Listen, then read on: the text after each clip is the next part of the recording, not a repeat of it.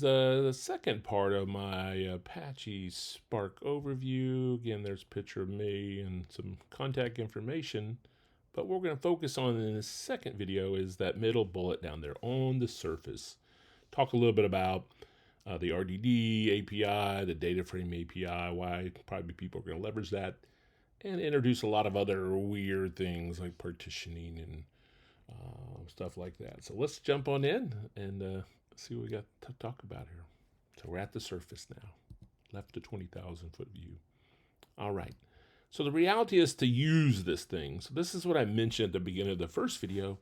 Probably the best way that I would recommend if you're new to Spark is go write some code. And there's a lot of blog posts, a lot of tutorials to do this. Pretty straightforward stuff. And explore this. I absolutely can help you find those. I have some of those myself to get you going. But in the earliest days, the tool you would likely have used is what they call the shell, the Spark shell, command line interface, just basically an active running program that you would just keep trying things. But today, 2025, as I keep saying, more likely you're going to use something like a web-based notebook. Jupyter is a great example. I used to love Zeppelin. I guess nobody likes Zeppelin anymore, but Jupyter is very popular here. And what you're going to do is basically the same thing you would do in the shell, except you can write little, instead of one line at a time, you can write several bits of lines of code and run them together and easily rerun 2 or 3 lines of code or 10 or 20 at once. Plus it's highly documented, lots of other interfaces, and then of course it has visualizations and stuff that makes things much more appealing. I do a lot of just typing and looking at those ugly tabular data there, but hey, that's me.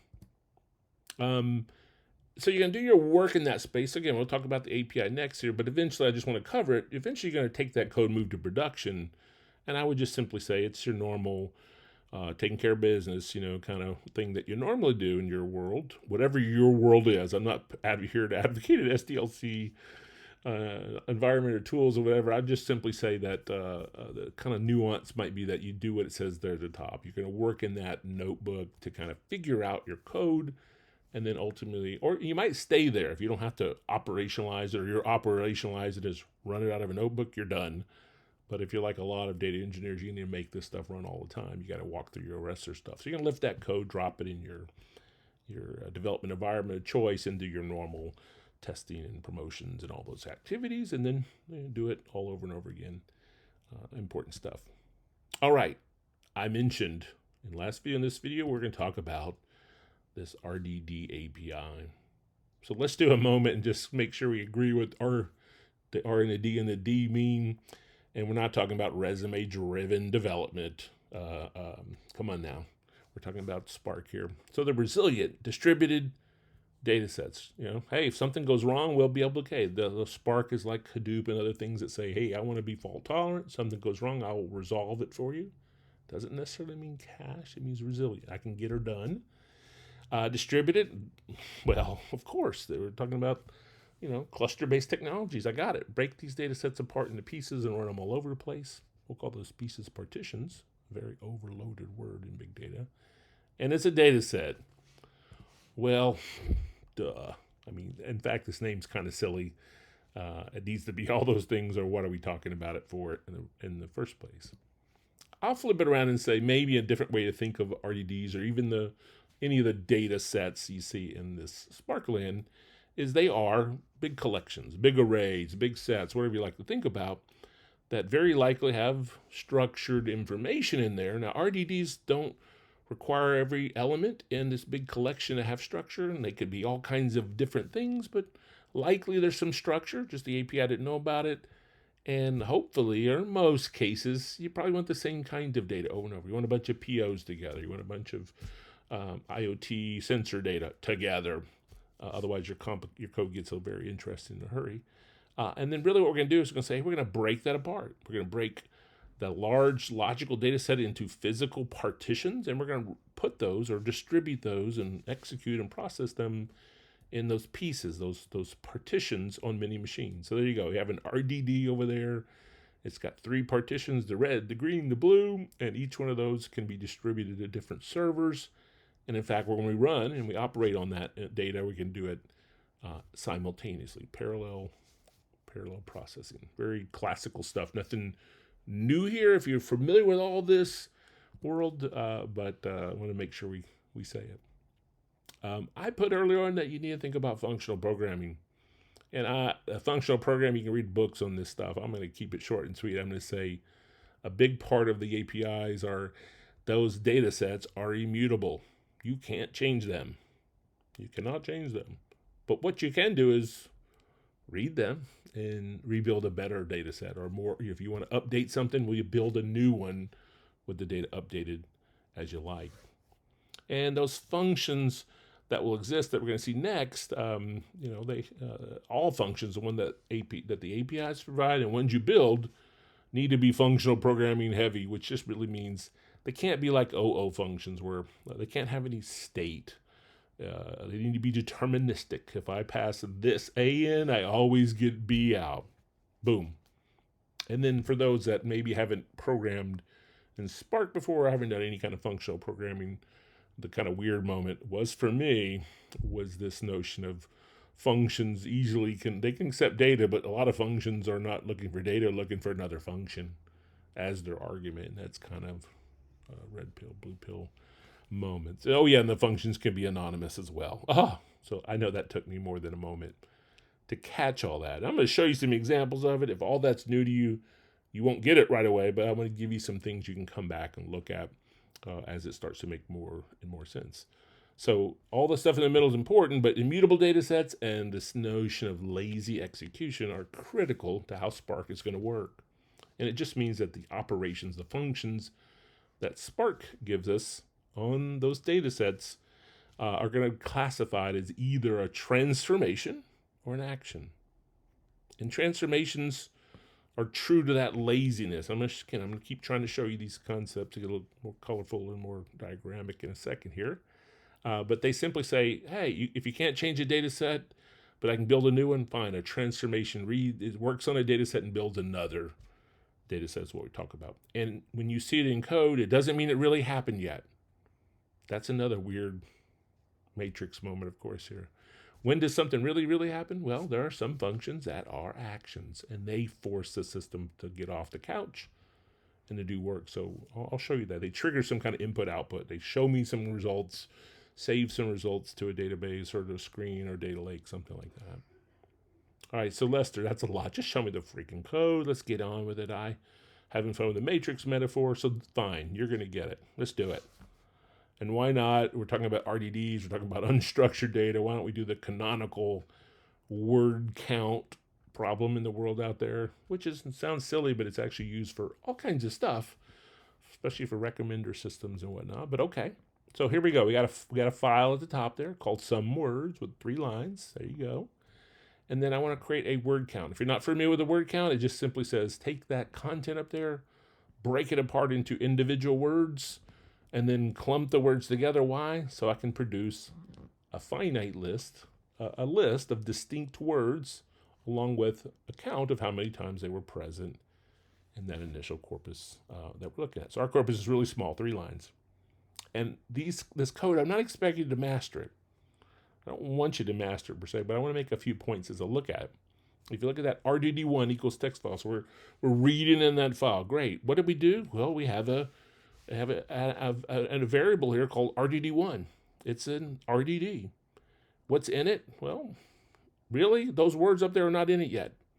This is a transformation. It didn't really. It's a lazy concept. Sorry, let me say it that way.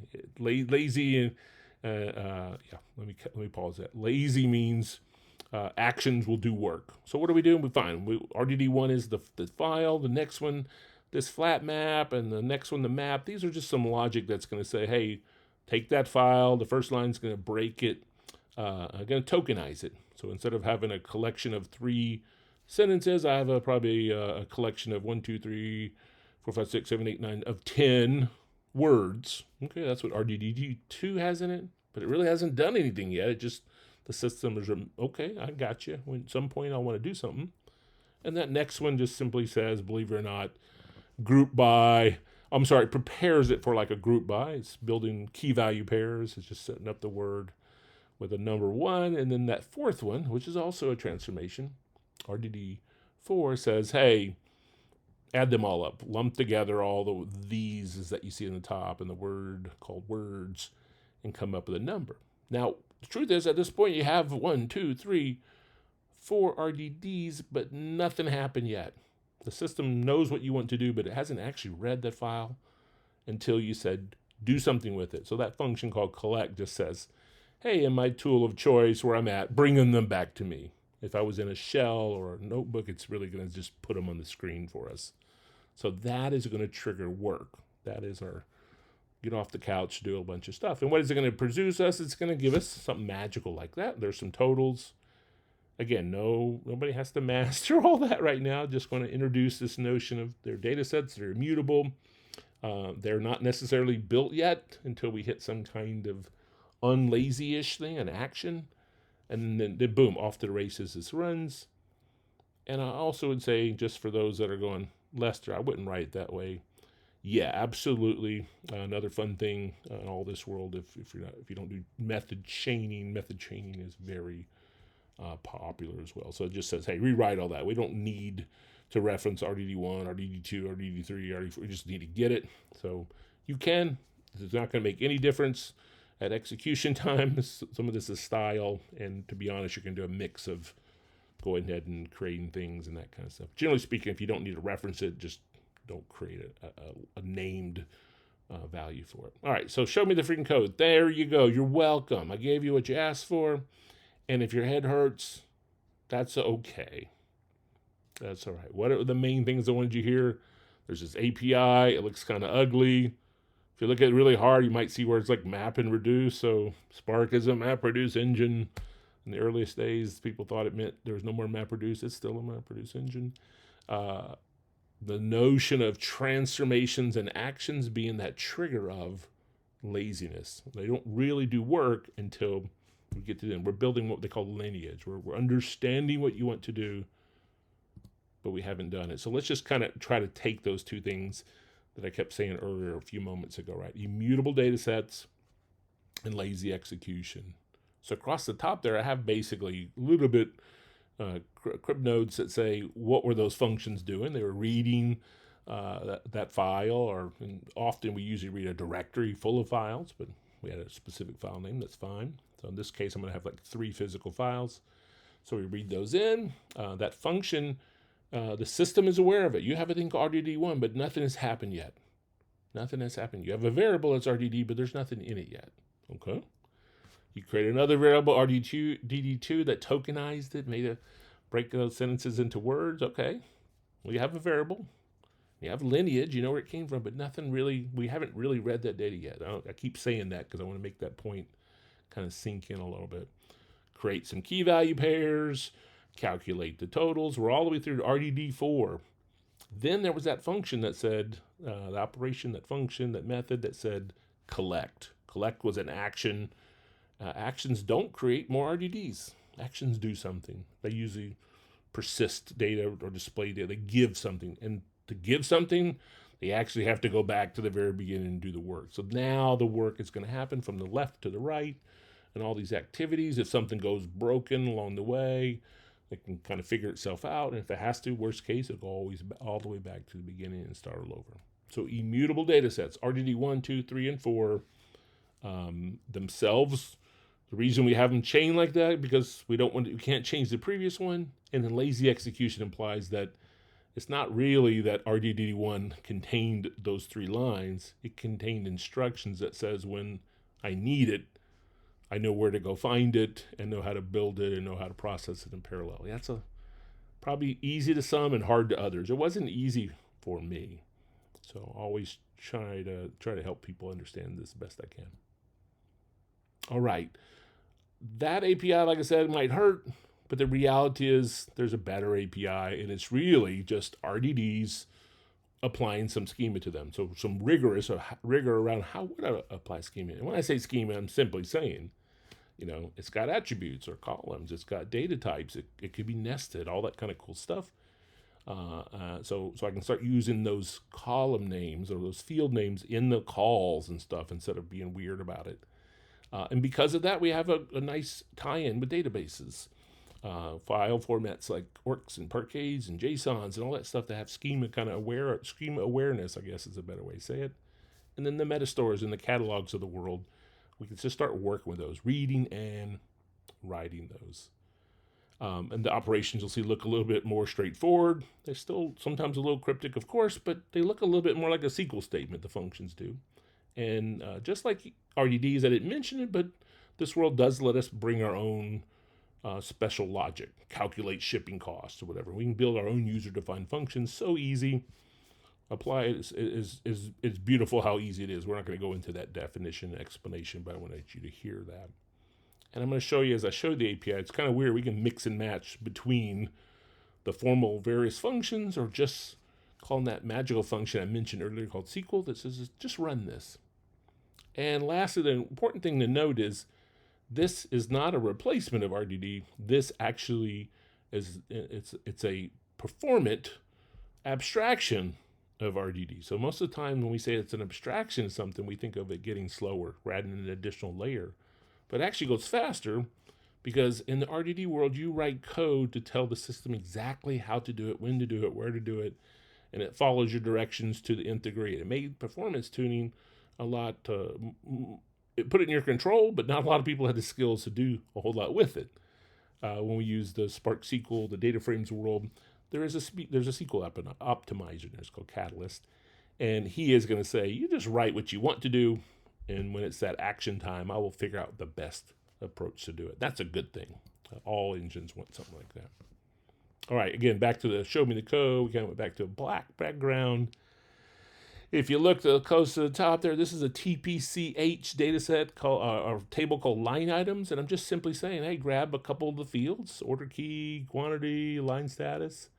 I'm doing a filter, kind of like a where. I'm just saying, but only want the ones where the order key is less than or equal to 5. So just a few of them probably.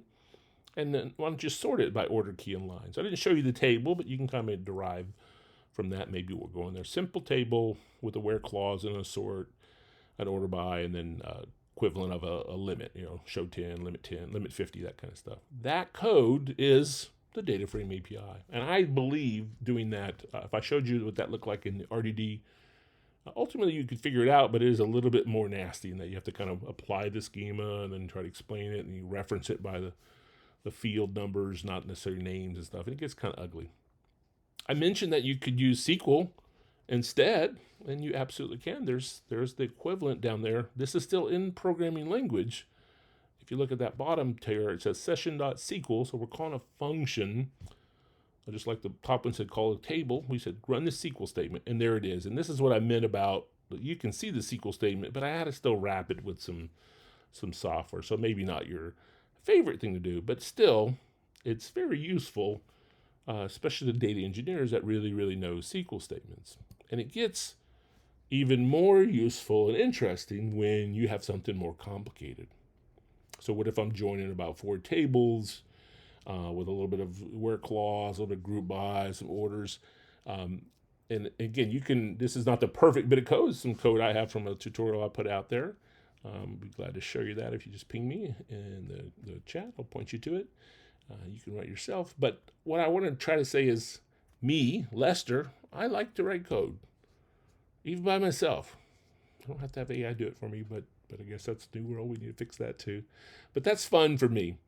But it's not fun if I've got a job that eventually want to get promoted and move on to another team and that kind of stuff. So I am going to, even though that's fun, likely in a larger team that people are coming and going periodically, I'm probably going to write this stuff on the bottom because I know someone else, more people are going to quickly be able to look at that and go, oh, okay, I see what you're doing. I see the joins. Yeah, I got it. So same. No difference at runtime, no difference what the optimizer takes and builds. Still builds RDD, still runs it all for us. It's just a style. And it doesn't show you here, my examples here, but I'm glad to show them to you.